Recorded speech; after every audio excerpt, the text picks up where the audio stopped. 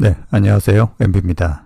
자, 오늘은 트럼프 정부의 자율주행 규제 변경과 테슬라, 그리고 이제 배터리 산업의 연결에 대해서 말해보겠습니다. 자, 지난주 트럼프 행정부가 자동차 산업의 중요한 변화를 예고하는 규정 변경을 이제 발표했죠. 자, 여기 이제 새롭게 발표된 규정에 따르면 앞으로는 특정 비치명적 난페이탈 사고에 대해 자동차 제조업체가 정부에 의무적으로 보고할 필요가 없어지게 됩니다. 이 규정은 특히 이제 테슬라가 주로 사용하는 레벨 2 부분 자율주행 시스템 차량에 적용이 된다는 겁니다. 자, 이 규정 변경으로 테슬라에게 상당히 유리한 결과를 가져다 줄 것으로 예상이 되는데요. 이건 좀 이전 트럼프 당선 이후에 좀 예상된 부분이긴 한데, 결국에 테슬라 CEO 일론 머스크는 그동안 사고 보고 규정이 자사에 불공정하다고 이제 계속 주장해 왔죠.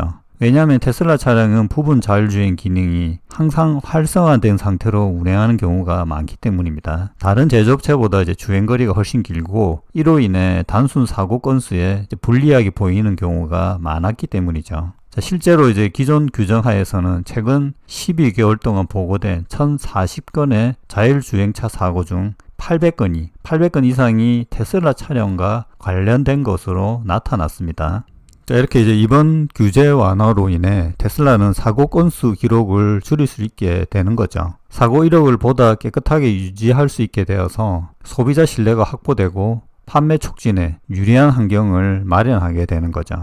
저도 테슬라 모델 Y를 가지고 있고요.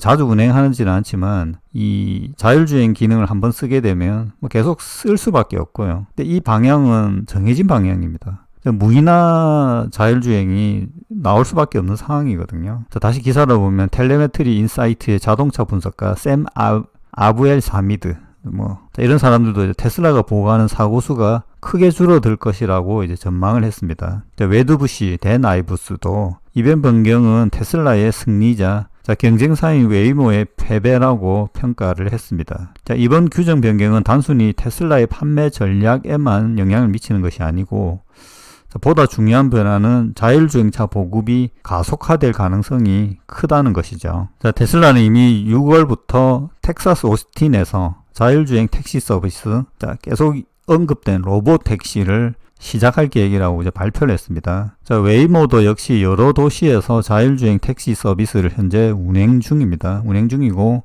유튜브에서도 보면 많이 나옵니다. 잘 운행이 되더라고요. 규제가 완화되고 자율주행차 운영에 대한 장벽이 낮아지면 자율주행 차량의 수가 급격히 증가하겠죠. 이게 이제 언제 트리거가 되느냐라는 상황이 있었는데, 아마 이번이 될 수 있을지도 모르겠다라는 건데, 그런데 여기서 이제 중요한 기술적 포인트가 이제 증가하죠. 배터리의 영향도를 좀 봐야 될 것 같은데, 투자 관점에서 자율주행 투자 당연히 해야 되죠.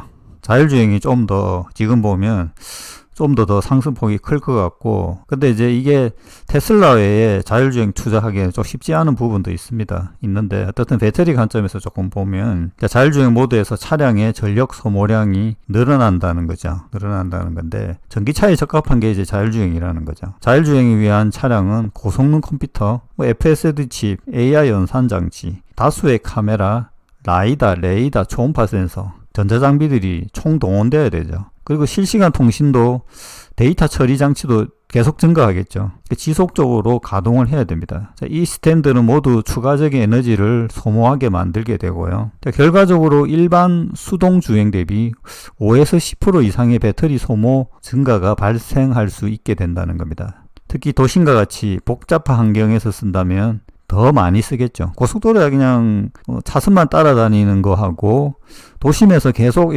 뭔가 확인해야 되는 거하고는 좀 차이가 있겠죠.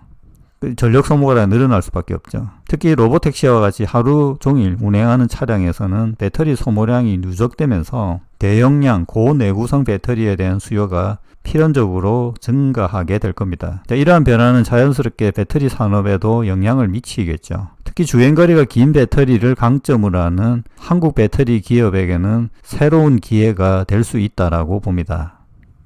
현재 LG엔솔, 삼성, ST, SK온 등 한국 배터리 제조업체들이 주로 하는 것들이 고에너지 밀도 배터리죠. 긴 주행거리를 확보가 가능하고 높은 충방전 내구성, 고속 충전 기술 등 자, 글로벌 최고 기술력을 현재 보유하고 있습니다. 자, 자율주행 차량이 대중화되고 배터리 요구 수준이 대중화되면 배터리 요구 수준이 높아질 가능성이 높다는 거죠. 이런 것 때문에 한국 배터리 기업들이 제공할 수 있는 고성능 솔루션 배터리의 가치도 올라갈 수 있다라고 봅니다.